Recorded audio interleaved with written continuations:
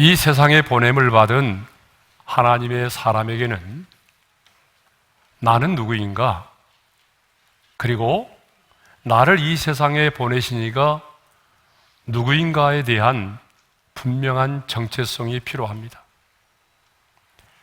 내 자신에 대한 정체성이 분명하지 않으면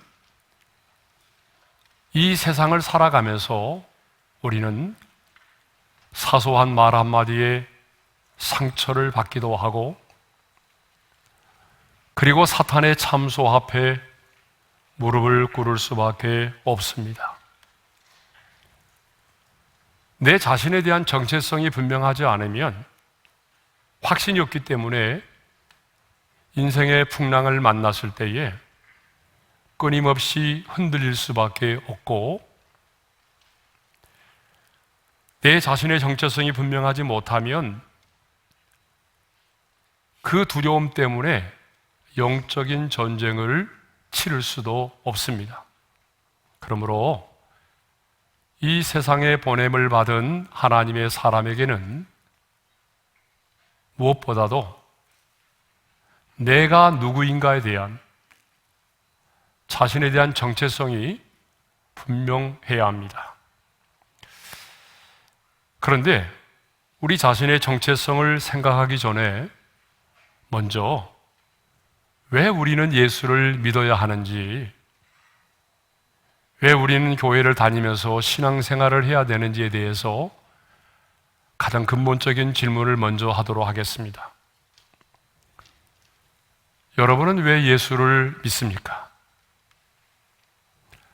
아니, 여러분은 왜 교회를 다니면서 신앙생활을 하고 계십니까? 마음의 평안을 얻기 위해서입니까? 아니면 여러분의 마음의 소원을 성취하기 위해서입니까? 아니면 병든 몸과 마음을 치유받기 위해서입니까? 아니면 세상 사람들이 말하는 것처럼 이 땅에서 잘 되고 형통하는 축복을 받기 위해서입니까? 아니면 내 자녀들이 좋은 학교에 들어가고 이후에 좋은 직장에 들어가서 또 이후에 좋은 배우자를 만나서 좋은 가정을 이루도록 하기 위함입니까? 아니면 여러분의 가정이 화목하고 화평해지기 위해서입니까? 아니면 좀 더 도덕적이고 선한 사람이 되기 위해서입니까? 아니면 취미생활 정도로 생각하고 신앙생활을 하고 계십니까? 물론 우리가 예수를 믿으면 많은 복을 받습니다. 마음의 평안도 얻을 수도 있고, 병도 고침을 받을 수도 있고, 사람이 좀 더 선해질 수도 있고, 가정이 화목해질 수도 있습니다. 그러나 여러분, 이것은 저와 여러분이 예수를 믿는 본질적인 목적이 아니라고 하는 거예요.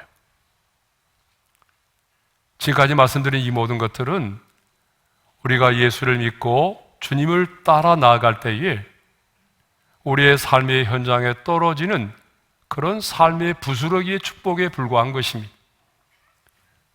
그렇다면 우리는 왜 예수를 믿어야 합니까? 왜 우리는 교회를 다니면서 신앙생활을 해야 하죠? 자, 오늘 본문은 우리에게 분명하게 가르칩니다. 새로운 피조물이 되기 위해서라는 거죠. 자, 우리 본문 고린도후서 5장 17절의 말씀을 함께 읽겠습니다. 다 같이요.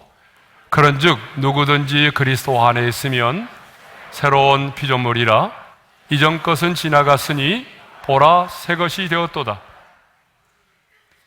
자, 우리가 예수를 믿으면 새로운 피조물이 됩니다. 물론 우리가 예수를 믿는다고 해서 갑자기 그 사람의 외모가 바뀐다든지 생활의 환경이 바뀐다든지 그러지 않습니다. 여러분, 예수를 믿어도요, 암에 걸릴 수 있어요. 내가 예수를 믿어도 여러분 사업에 실패할 수도 있고 교통사고를 당할 수도 있습니다.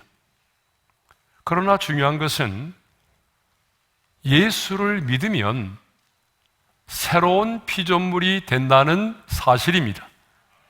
그러면 여러분, 새로운 피조물이 된다는 것은 무엇을 의미할까요? 첫째로 새 생명으로 다시 태어나서 새로운 존재가 되는 것을 말합니다. 새로운 피조물이 되었다라고 하는 것은요, 내가 좀 더 나아지고 변화되는 정도를 말하는 것이 아닙니다. 예를 들면 내가 예수를 믿음으로 술과 담배를 끊게 되었다든지, 내가 예수를 믿음으로 과거에는 내가 입만 열면 욕을 달고 살았지만 이제는 욕을 하지 않게 되었다든지, 예전에는 내가 가정에 충실하지 않았는데 이제는 가정에 충실한 사람이 되었다든지, 이런 정도를 말하는 것이 아니라고 하는 거예요. 새로운 피조물이 되었다라고 하는 것은 이전의 모습과는 전혀 다른 새롭게 지음을 받은 새로운 존재가 되었다는 것을 말합니다. 여러분, 새로운 존재가 되었다는 것이 무엇인지를 알려면요, 과거에 이전에 내가 어떤 존재였는지를 알면 새로운 존재가 되었다는 것을 더 분명하게 알 수가 있어요. 그러면 우리는 과거에 어떤 존재였지요? 자, 과거에 우리는, 예수를 믿기 전 우리는요, 허물과 죄로 죽어 있었던 사람들입니다. 에베소 2장 1절의 말씀을 우리 함께 읽겠습니다. 다 같이요. 그는 허물과 죄로 죽었던 너희를 살리셨도다. 죽을 수밖에 없는이 아니라 이미 죽어 있었다는 거예요. 그러면 여기서 죽었다는 것은 뭘 의미하죠? 우리 영을 말합니다. 내 영이 죽어 있었다라고 하는 거예요. 그런데 허물과 죄로 말미암아 우리의 영이 죽어버렸어요. 여러분, 영이 죽었다라고 하는 말은 영이 없어졌다는 것이 아니고요, 영은 있는데 영의 기능이 마비되었다는 거예요. 다시 설명드리면, 영을 가지고는 있지만 그 영이 죽어 있기 때문에 하나님을 알지도 못하고 하나님의 음성을 들을 수도 없고 하나님과 교제할 수가 없는 상태가 되어 버렸다는 거예요. 한마디로 말하면 하나님과 단절된 상태가 되었다는 거예요. 이것을 사도 바울은 뭐라고 말하죠? 허물과 죄로 말미암아 죽었다라고 말하고 있어요. 그런데 하나님은요, 허물과 죄로 죽었던 저와 여러분을 살리시려고 독생자 예수 그리스도를 이 세상 가운데 보내셨습니다. 왜 하나님의 아들이 이 세상에 오셨습니까? 바로 우리에게 영원한 생명, 영생을 주시기 위함이죠. 그래서 우리가 잘 아는 말씀, 요한복음 3장 16절에 이런 말씀이 있습니다. 다 같이 읽겠습니다.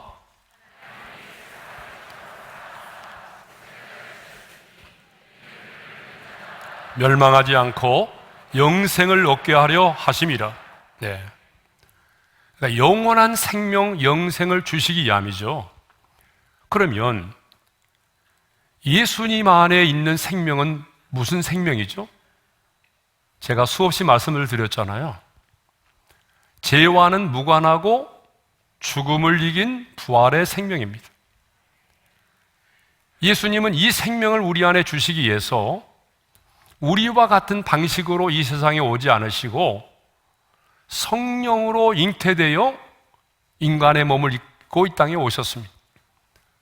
뿐만 아니라 예수님은 이 땅에 오셔서 저와 여러분들의 모든 죄값을 십자가에서 완벽하게 지불하셨고, 마침내 죄값인 사망의 권세를 깨뜨리시고 부활하셨습니다. 그러므로 예수님 안에 있는 생명은 죄와는 무관하고 죽음을 이긴 부활의 생명입니다.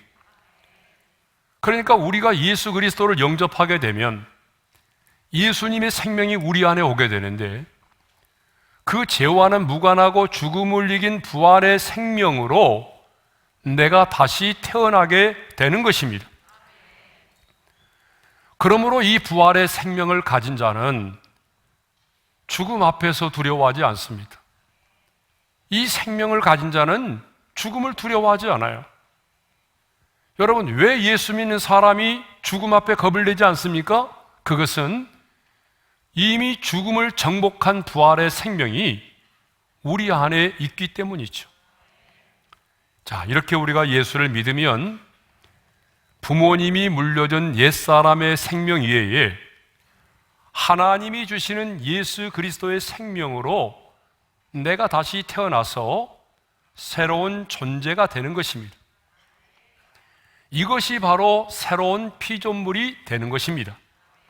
자, 두 번째로 새로운 피조물이 된다라고 하는 것은요, 곧 내가 새로운 신분을 갖게 되는 것을 말합니다. 우리가 예수님 안에는 생명으로 새롭게 태어나는 순간에 우리의 신분이 새롭게 바뀝니다. 여러분, 우리가 예수를 믿으면요, 반드시 일어나는 두 가지 변화가 있습니다. 첫째는 신분의 변화예요. 또 하나는 우리의 상태의 변화입니다.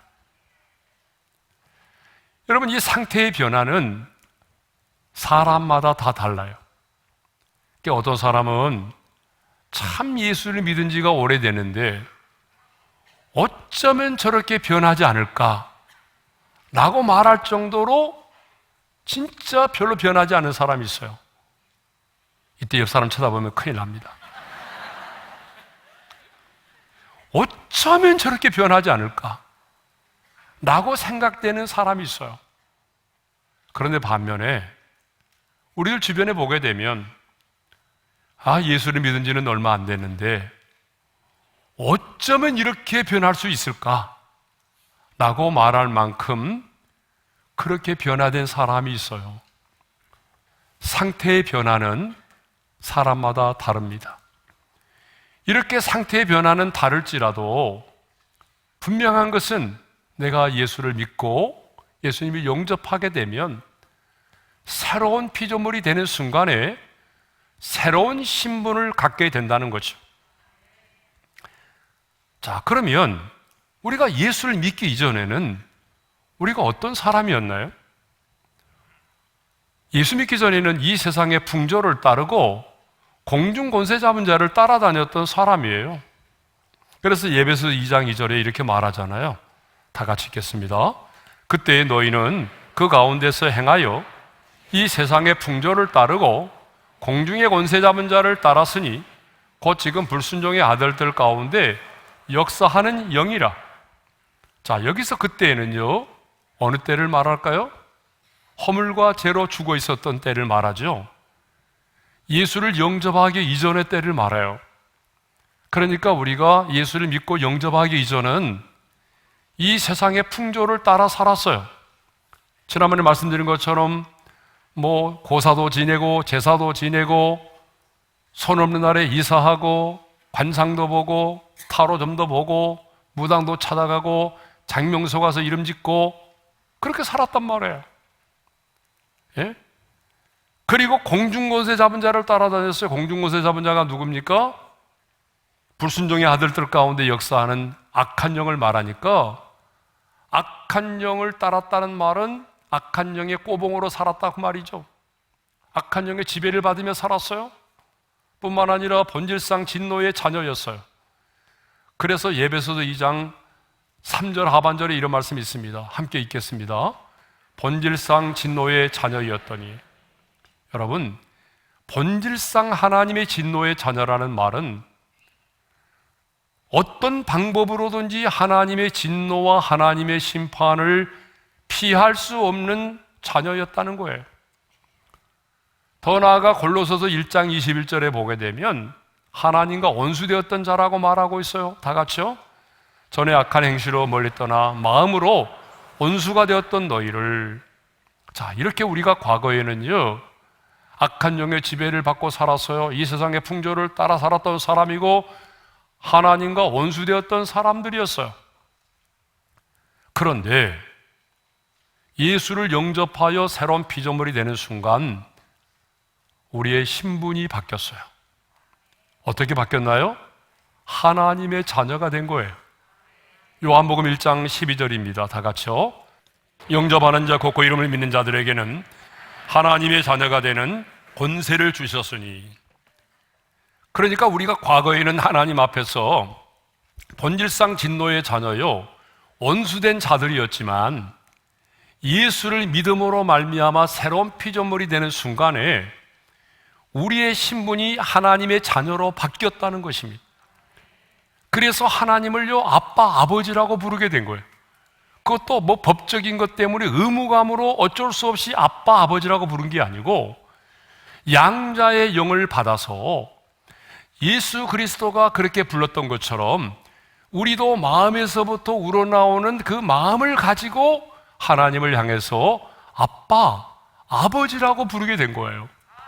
로마서 8장 15절입니다. 다 같이요. 너희는 다시 무서워하는 종의 영을 받지 아니하고 양자의 영을 받았으므로 우리가 아빠, 아버지라고 부르니느니라. 예. 그래서 뭐 어쩔 수 없이 아빠 이렇게 부른 게 아니고 진짜 우리 마음에서부터 우러나오는 그 마음을 가지고 하나님을 아빠, 아버지라고 부르게 된 거예요. 여러분 그렇게 한번 불러볼까요? 다 같이요. 아빠, 아버지 시작. 아빠, 아버지. 예. 이렇게 부를 수 있게 된 거예요. 자, 새로운 피조물이 되었다라고 하는 것 세 번째는요, 새로운 비전과 새로운 사명을 갖게 되었음을 말합니다. 이렇게 우리가 예수님의 생명으로 다시 새롭게 태어나게 되고 하나님의 자녀가 되는 새로운 신분을 갖게 되면 여러분 거기서 끝나는 것이 아닙니다. 모든 것이 새로워집니다.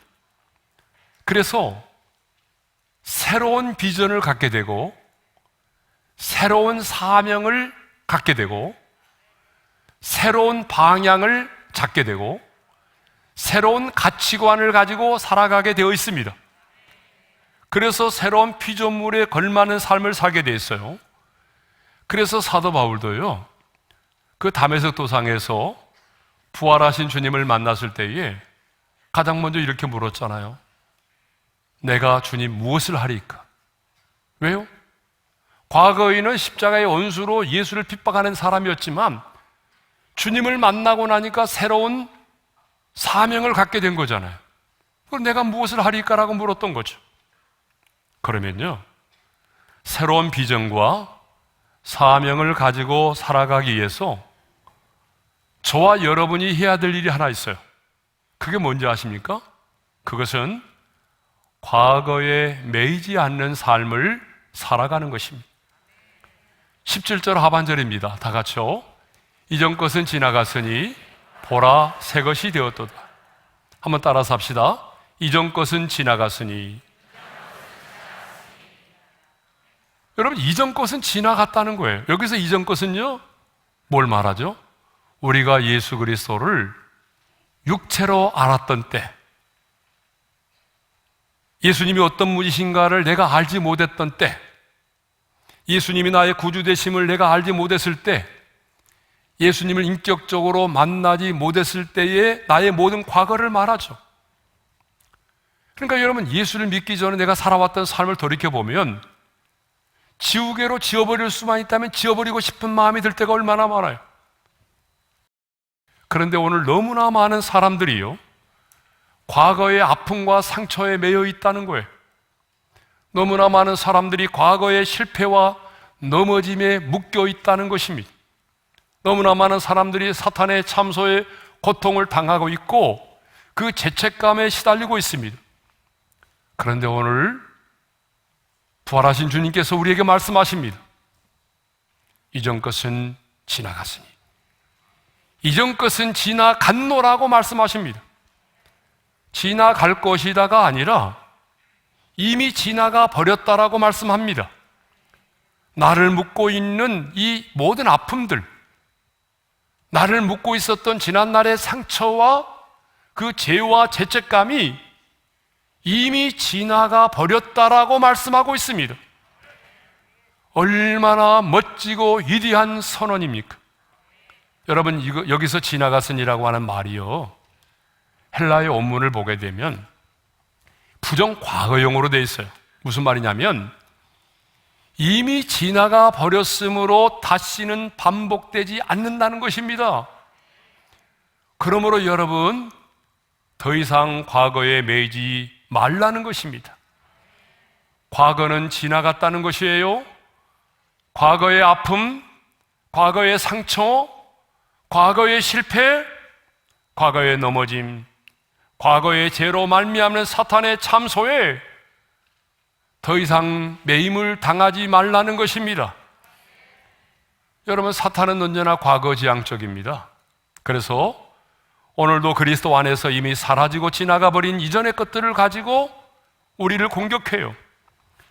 지난날의 실패와 넘어짐을 가지고 끊임없이 우리를 참소합니다. 그래서 지나온 과거의 죄와 아픔의 상처에 매임을 당하게 만드는 것이 사탄의 주된 일입니다. 그러나 우리 하나님은 언제나 미래지향적입니다. 여러분, 사탄은 과거지향적입니다. 그러나 성령님, 우리 하나님은 언제나 미래지향적입니다. 그래서 예레미야 선지자를 통하여 이렇게 말씀을 하셨습니다. 예레미야 29장 11절입니다. 다 같이요. 너희를 향한 나의 생각을 내가 아나니 평안이요 재앙이 아니니라. 너희에게 미래와 희망을 주는 것이니라. 저와 여러분을 향한 하나님의 생각은 재앙이 아니라 평안이고 미래와 희망을 주는 것이라는 거죠. 그렇습니다. 여러분, 이전 것은 지나갔습니다. 옛 것은 지나갔습니다. 그런데 왜 지나가버린 이전 것을 붙잡고 씨름하고 계십니까? 우리는 새로운 피조물입니다. 그러므로 여러분을 붙들고 있는 과거의 줄들을 끊어버리시기를 바랍니다. 사도 바울은 이전 것은 지나갔다라고 선언한 다음에 또 다른 놀라운 선언을 하고 있습니다. 그 선언이 무엇입니까? 보라, 새 것이 되었도다라고 하는 말입니다. 한번 따라서 합시다. 보라, 새 것이 되었도다. 여러분, 이 말은 뭘 의미할까요? 하나님의 은혜를 보라는 것입니다. 그리스도 안에서 이전 것은 지나가게 만드시고 새로운 피조물로 새로운 인생을 살게 해주신 그 하나님의 새로운 은혜를 생각해 보라는 것입니다. 그런데 여기 보라 새 것이 되었도다라고 할 때에 이 되었도다라고 하는 말의 시제가 뭐냐 그러면 현재 완료형입니다. 무슨 말입니까? 과거에 이루어진 그 사실이 현재에도 계속되고 있음을 말합니다. 과거에 이미 새 것이 되었음과 동시에 지금도 역시 그 새로움을 느끼면서 경험하며 살 수 있다는 거죠.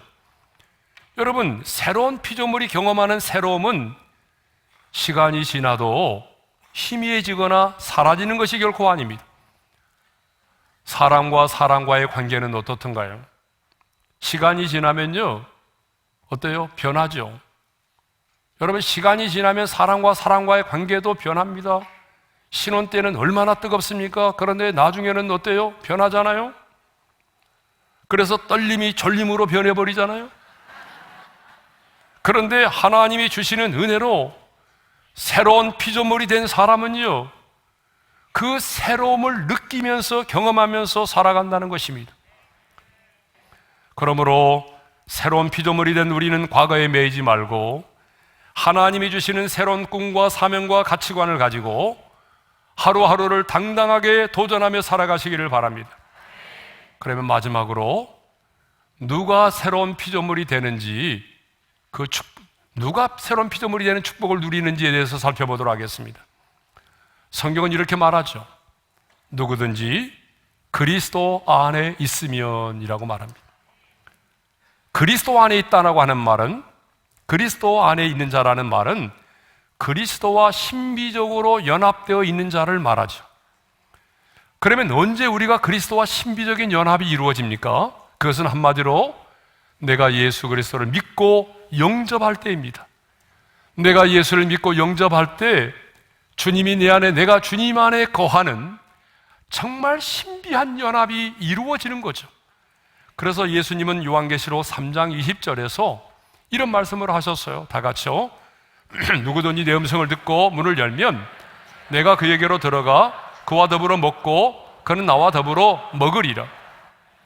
그러니까 우리가 예수를 믿고 영접하게 되면 주님이 우리 안에 들어오고 우리가 주님 안에 거하는 신비적인 연합이 이루어지고, 그 신비적인 연합이 이루어진 자는 새로운 피조물이 된다라고 하는 것입니다. 그런데 예수 그리스도 안에 거하는 일은요, 아무런 조건이 없다는 거예요. 누구든지 그리스도 안에 있으면 새로운 피조물이라. 강조되는 게 뭐예요? 누구든지입니다. 예? 누구든지 새로운 피조물이 될 수 있습니다. 누구든지 예수를 믿기만 하면 새로운 피조물이 된다는 것입니다. 아무런 조건이 없습니다. 누구든지 예수를 믿고 영접하면 그리스도 안에 거하는 자들이 되는 것이고 새로운 피조물이 되는 것입니다. 나는 누구인가? 나는 새로운 피조물이라고 하는 그 확신을 가진 자라야 이 어둡고 암울한 세상 속에서도 두려워하지 않고 희망을 가지고 과거의 줄을 끊어버리고 당당하게 하나님의 사람으로 살아갈 수 있습니다. 오늘 여러분 안에 나는 그리스도 안에 있는 새로운 피조물이라고 하는 분명한 정체성이 있어지기를 주님의 이름으로 축원합니다.